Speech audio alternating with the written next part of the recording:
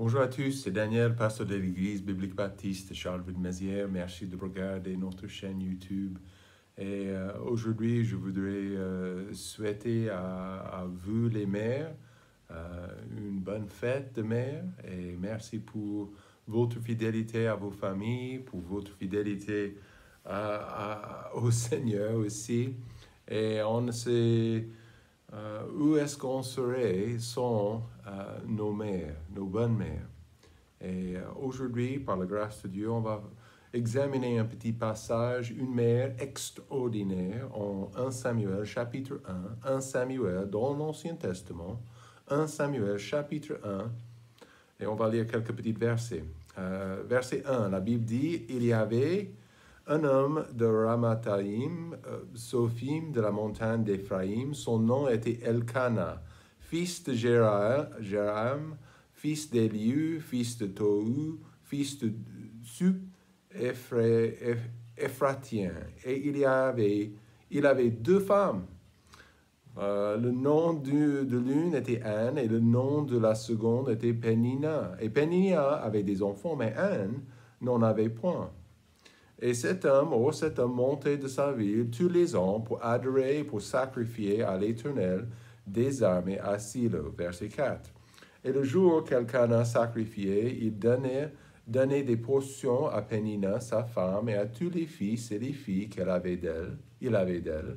Mais il donnait à Anne une portion double, car il aimait Anne. Mais l'Éternel l'avait rendue stérile.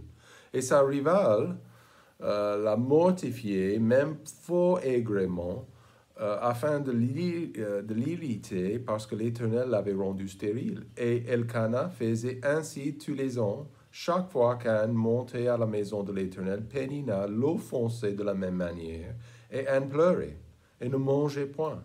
Et Elkana, son mari, lui disait, « Anne, pourquoi pleures-tu? Et pourquoi ne manges-tu point? Et pourquoi ton cœur est-il triste? Est-ce que je ne vaux pas mieux pour toi que 10 fils? » Après avoir mangé et bu et assis, Anne se leva et Élie le sacrificateur était assis sur son siège auprès d'un des poteaux du temple de l'Éternel. Et donc l'âme pleine d'amertume pria à l'Éternel en répandant beaucoup de larmes. Et elle fit un vœu et dit, « L'Éternel des armées, si tu daignes regarder l'affliction de ta servante, si tu te souviens de moi, si tu n'oublies point ta servante, et si tu donnes à ta servante un enfant mâle, je le donnerai à l'Éternel pour tous les jours de sa vie, et le rasoir ne passera point sur sa tête. » Et comme elle prolongerait sa prière devant l'Éternel, Élie observait sa bouche. Or Anne parlait dans son cœur, remuant seulement les lèvres, et l'on n'entendait point sa voix. Élie crut donc qu'elle était ivre. Et Élie lui dit, « Jusque quand seras-tu ivre? Va faire passer ton vin. » Mais Anne répondit et dit, « Non, mon Seigneur, je suis une femme affligée en son esprit. Je n'ai bu ni vin ni boisson forte, mais je répondais mon âme devant l'Éternel. » Et verset 20, « Et or il arriva dans le courant de l'année qu'Anne conçut et un enfant, enfanta un fils, et le nomma Samuel. Dieu a exaucé. » C'est joli ça. Car dit-elle, « Je l'ai demandé à l'Éternel. » Prions. Père, merci pour ta fidélité. Merci pour les leçons que nous apprenons dans les Écritures, l'Ancien Testament. Les gens, ils ont, dans la Bible, les personnages bibliques, ils ont expérimenté les mêmes choses que nous expérimentons aujourd'hui, même dans les jours modernes, Père. Nous savons bien que les difficultés sont pareilles. Peut-être un peu différentes, mais à la base, elles sont pareilles. Donc, je te prie que tu sois avec nous. Bénis nos mères, bénis aussi les femmes chrétiennes qui regardent cette vidéo. Au nom de Jésus, nous prions. Amen. Et nous avons vu, il y a quelques semaines, qu'il y a beaucoup de malheurs que nous voyons dans notre société à cause des mauvais parents. Les papas qui ne sont pas sur place dans les familles, qui ne sont pas accessible. Aussi, il y a aussi des mères qui sont présentes plus ou moins, mais les enfants sont plus ou moins aussi laissés à faire quoi que ce soit. Et tous ces problèmes dans la société, tous ces maux, trouvent leurs origines dans le foyer. Si on ne peut pas régler les problèmes dans nos foyers, ça serait très compliqué et très difficile de régler les problèmes dans nos communautés et dans nos sociétés. Une bonne mère, ça fait beaucoup de différence dans les vies des enfants, les jeunes garçons, les jeunes filles. Ça fait une grosse différence. Pour Dieu, une mère est une priorité dans le foyer. Je pense à une dame qui s'appelait Susanna Wesley. Donc, elle était mère en fait, elle a eu 19 enfants. Imaginez, 19 enfants. 9 enfants sont morts dans leur très très jeune. Mais imaginez d'avoir 10 enfants dans le foyer. Ça serait un peu compliqué, n'est-ce pas? Mais des fois, les enfants ont regardé leur mère et leur mère, elle a couvert, elle était au milieu, évidemment les maisons en Angleterre étaient très petites, mais elle a couvert son visage, couvert sa tête avec un drap. Et lorsque les enfants ont vu ça, ils savaient dedans que maman était en train de prier et communiquer avec Dieu. Une dame très fidèle à Jésus-Christ, une famille très fidèle au Seigneur, elle et son époux. Mais en fait, au fur et à mesure, l'impact de ces 10 enfants était énorme dans la société. Plusieurs de ces enfants ont devenu quoi? Des pasteurs, des missionnaires à l'étranger. Charles Wesley, John Wesley. Et plusieurs aussi sont devenus des avocats, des grands personnages dans leur communauté. Et je vois la différence que les prières de Susanna Wesley, la différence de ces prières dans les vies de ces enfants. On ne peut pas, on est tous d'accord, la vie est difficile. La vie est très, très compliquée. Les circonstances sont très, très compliquées. Mais une mère est vraiment une priorité pour les foyers et pour les vies. Dieu veut, si vous regardez cette vidéo, Dieu veut que vous, comme une mère, si vous n'êtes pas encore une mère, Dieu veut que vous soyez une bonne mère. Dieu veut que vous soyez une mère extraordinaire. Proverbe chapitre 30, verset 31, verset 30, la grâce est trompeuse et la beauté s'évanouit, mais la femme qui craint l'Éternel est celle qui sera louée. C'est ce que Dieu veut. Une dame qui craint l'Éternel, une dame remplie de respect, remplie d'adoration, remplie de fidélité à Dieu même. C'est très important. Je suis convaincu que les mères ont besoin d'encouragement aujourd'hui. Parce que pour la raison que je viens de constater, très compliqué, très difficile, malgré la technologie, les choses modernes que nous avons aujourd'hui. Je vois par contre aussi qu'elle est largement oubliée ou négligée par la société. Mais sans doute, une femme pieuse, une femme qui est dévouée à Jésus-Christ est très importante. Et on a besoin d'elle. À l'époque d'Anne, il y avait beaucoup de problèmes en Israël. Rapidement, je vais vous dire. Les chefs du temple, les fils d'Élie, dans le passage que nous venons de lire, en fait, ils étaient très immoraux. Ils ont profité de leur position pour voler la meilleure part des offrandes des gens et pour eux-mêmes. Et aussi, ils ont profité de leur position pour séduire les femmes, les jeunes femmes. Et ils ont transformé, en fait, la maison du Seigneur à cette époque en maison de débauche. C'était très critique, très, très compliqué. Par contre, la conséquence, c'était que les gens, ils ont ralenti de faire les sacrifices. Ils ont décidé de ne pas passer au temple pour les faire à cause de ces hommes, ces modèles, ces mauvais modèles. L'arche et le service n'avaient plus d'importance en Israël à cause de leur péché. Dieu les a jugés, ça c'est une autre histoire. Mais en plus, il y avait les problèmes politiques. Il y avait une menace des Philistins à Gaza. Et au milieu de cette période difficile, était une femme qui croyait, qui aimait Dieu. Sa vie n'était pas parfaite. Elle était dans un mariage polygame, d'accord? Et en plus, elle était stérile. Imaginez. Ça, c'était une super honte, une honte pour une femme, une juive, de ne pas avoir les enfants. Et la Bible nous présente quoi? Le bien et le mal. Nous ne voyons pas ici un mariage parfait. Anne était stérile, sa vie n'était pas parfaite.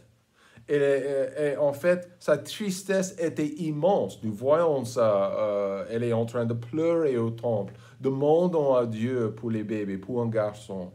En plus, sa rivale, la Bible dit en verset 6, c'était Pénina, la deuxième femme, la femme, on peut dire, moins aimée. Cette situation, ce mariage, c'était au-delà de la volonté de Dieu. Mais sa rivale l'a provoqué délibérément, régulièrement. Elle s'est moquée d'elle parce que le Seigneur ne lui avait pas donné des enfants. Donc, beaucoup d'angoisse, beaucoup de douleur. Elle pleurait amèrement, la Bible dit, et des fois, elle refusait de manger. Elle désirait avoir un bébé, un garçon. Ce désir n'était pas quelque chose d'égoïste, c'était normal. Mais une chose qu'elle n'a pas perdue, c'était quoi? Sa grosse confiance en Dieu. Et ça, c'est pour vous, madame, si vous essayez de perdre votre confiance en Dieu, il faut se rappeler que Dieu est toujours bon, il est toujours disponible, il a toujours la réponse que nous avons besoin. Écoutez, nous avons besoin des femmes avec une passion pour Dieu, pour Christ. Et ces mères qui marchent avec lui quotidiennement et qui sont dévouées à son programme pour notre monde. J'avais un collègue, Donald William, et ce monsieur, sa mère, était très, très consacrée au Seigneur pendant sa jeunesse. Elle avait 3 garçons. Elle s'est divorcée, si je ne me trompe pas, elle s'est divorcée. Bon, son mari était infidèle, il s'est divorcé d'elle, mais elle chaque dimanche, elle était fidèle à assister à l'église. Elle a toujours, pendant la jeunesse de ses garçons, d'élever ses garçons dans les voies du Seigneur. Et vous savez, même dans cette mauvaise situation, son mariage, la rupture de sa famille, ces 3 hommes, ils sont devenus les pasteurs. Et c'est vraiment un modèle pour nous aujourd'hui de penser qu'une mère peut faire une grosse différence. Il faut devenir une mère extraordinaire. Voyez, première chose qu'on doit faire, première chose, c'est de consacrer vous au Seigneur. Chapitre 2, et nous voyons un peu partout. Elle a prié dans le temple, chapitre 1. Elle a confié cette situation à Dieu. Elle a demandé. Et la Bible dit en verset 1 de chapitre 2, c'est juste un cantique d'Anne. Elle est en train de remercier le Seigneur parce que Dieu lui a donné, comme elle avait demandé, un enfant, un garçon. Alors Anne pria et dit, mon cœur s'est réjoui en l'Éternel. Ma force a été relevée par l'Éternel. Ma bouche s'est ouverte contre mes ennemis, car je me suis réjoui de son salut. Nul n'est saint comme l'Éternel, car il n'en est point d'autre que toi. Il n'y a point de rocher comme notre Dieu. Elle a bien compris. Et vous voyez son bonheur dans ce chapitre. Vous pouvez lire davantage les autres versets, mais elle avait demandé un enfant et le Seigneur a béni. Et elle est en train de dire gloire à Dieu. Il est mon rocher, il est mon Dieu, il est mon Seigneur, il n'y a pas d'autre que toi. Tu es donc stérile, mais qu'est-ce qui s'est passé? elle gardait sa foi. Problème, elle gardait sa foi. Persécutée avec sa rivale, avec Pénina, elle s'est fixé les yeux sur Dieu. Et on doit faire la même chose. On ne peut pas dire que, bon, il n'est pas, oh, je vais le laisser tomber, il n'y a pas de... Mais écoutez, consacrez-vous au Seigneur. Les hauts, les bas. Je sais que cette vie est difficile, surtout pour les mères, n'est-ce pas? Je connais une dame, elle n'a pas, un de ses fils n'a pas téléphoné pendant 3 ou 4 ans. Et elle ne sait pas du tout pourquoi. C'est triste. Les mères sur la vie est dure. Vous affrontez des difficultés, mais cette dame restait consacrée à Dieu. Pour la femme qui ne connaît pas Dieu, c'est dur. Il n'y a pas de secours, pas de paix, pas de soulagement.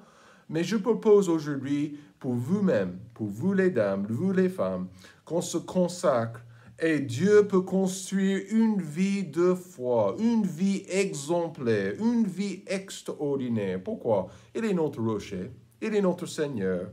Dans les tempêtes, la maman a besoin de Dieu. Amen. Et surtout pour les femmes, la femme souffre énormément. Elles ont besoin du Seigneur.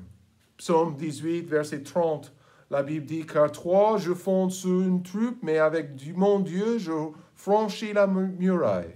La voie de Dieu est parfaite, la parole de l'Éternel est éprouvée, il est un bouclier pour tous ceux qui se retirent vers lui. Car qui est Dieu, sinon l'Éternel? Et qui est un rocher, sinon notre Dieu? » C'est bien lui. Deuxième chose, il faut devenir une mère extraordinaire et il faut persévérer dans la prière. Et nous venons de lire comment elle a prié.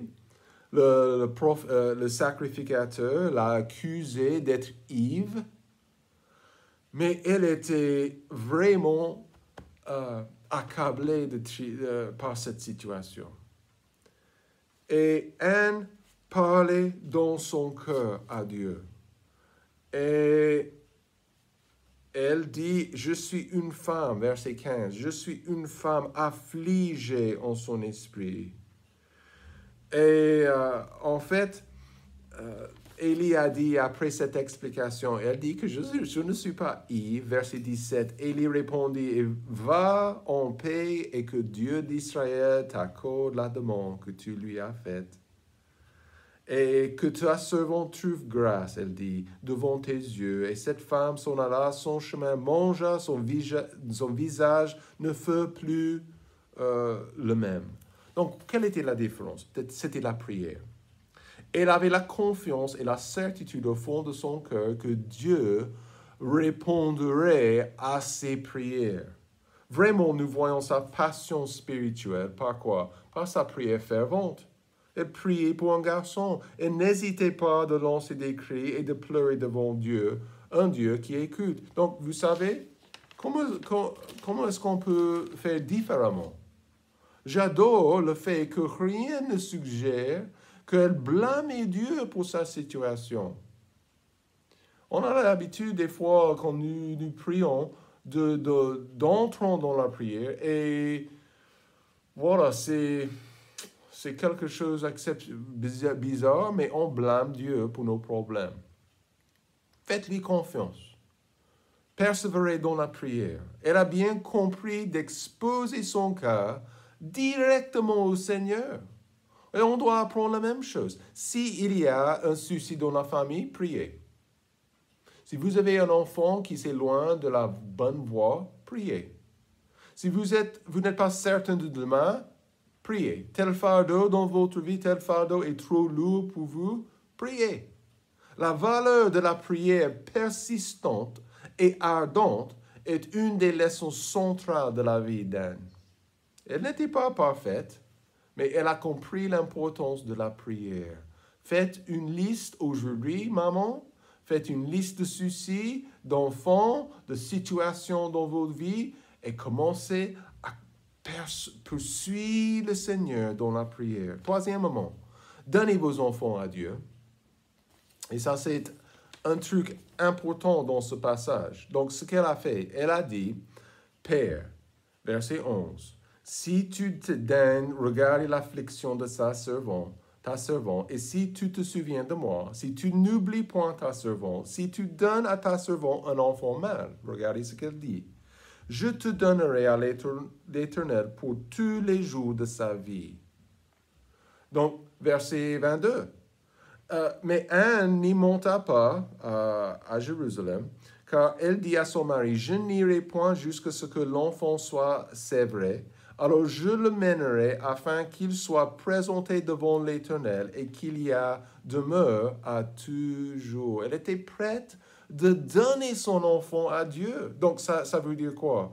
Pas qu'il soit avec elle, mais qu'il soit formé dans le temps pour devenir sacrificateur. Et si on ne se trompe pas, le titre de notre livre, c'est le premier livre de Samuel, son bébé. Verset 24.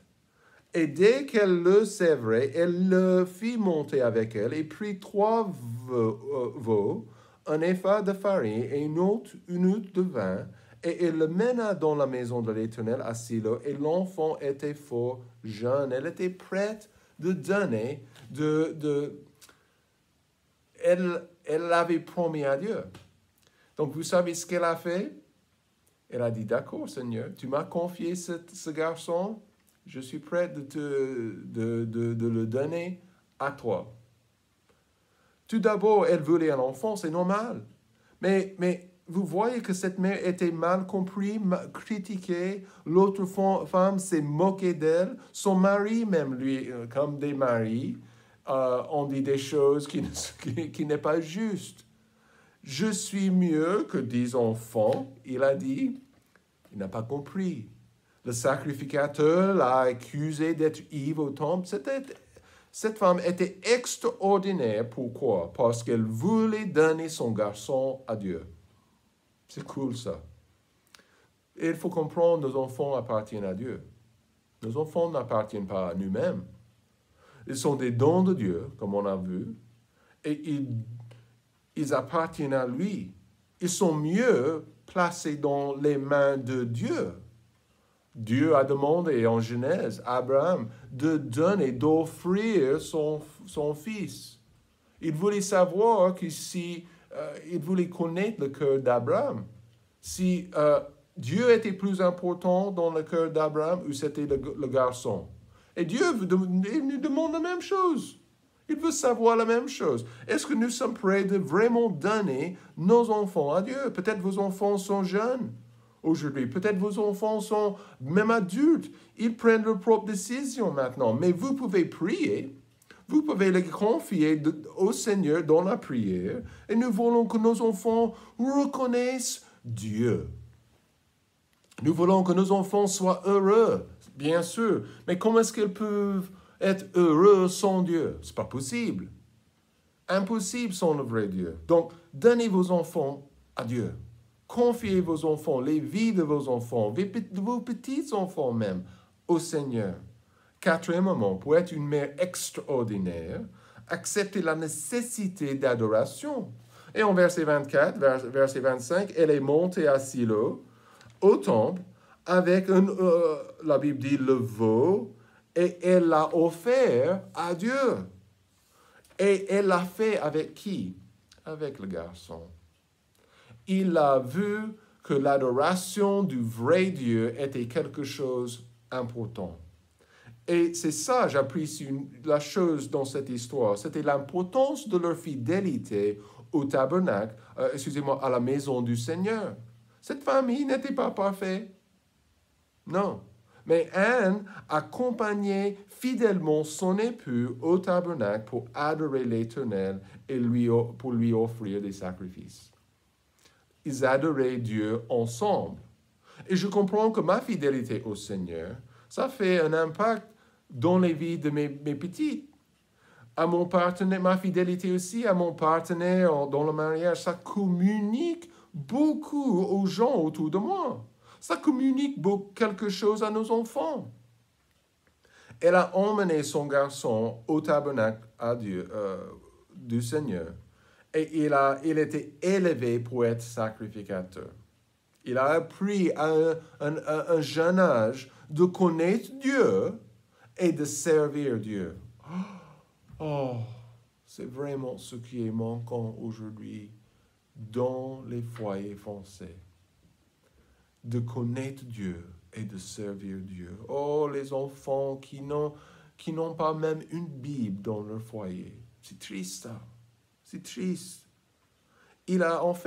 Samuel, il a appris au pied de maman. Il a compris l'importance de servir et de vivre pour Dieu. Et c'est ça que nous avons besoin. Vraiment, vraiment, vraiment. Ce que nos foyers, nos enfants. Donc, il faut accepter la nécessité d'adoration. C'est très, très important, surtout pour les femmes et bien sûr pour les pères aussi. Souvent, c'est la mère qui est à l'église et pas le papa. Mais voyez avec moi, une femme extraordinaire remercie Dieu régulièrement. Et ça, c'est tout le cantique d'Anne en chapitre 2. Mais voyez chapitre 2, verset 21.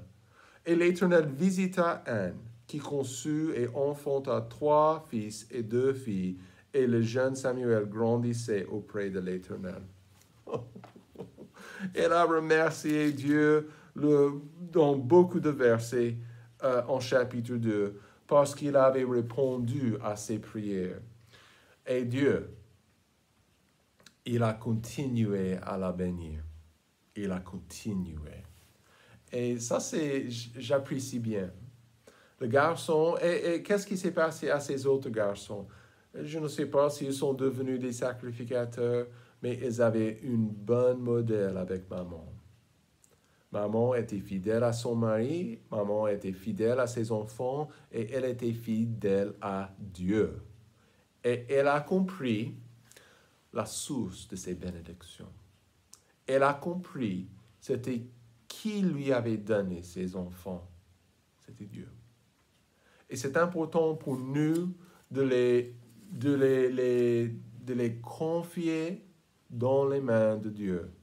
Parce qu'il sait mieux faire, n'est-ce pas? Il sait faire avec nos enfants. Et c'est très important pour nous, pour vous, les mères. Vous êtes dans nos prières et je vous demande de penser à cette femme extraordinaire dans les Écritures. Encore, elle n'était pas parfaite, elle n'avait pas une vie parfaite, mais elle était énormément bénie par Dieu et Dieu a béni sa famille. C'est ma prière pour vous. Passez une très, très bonne fête des mères et que Dieu vous bénisse.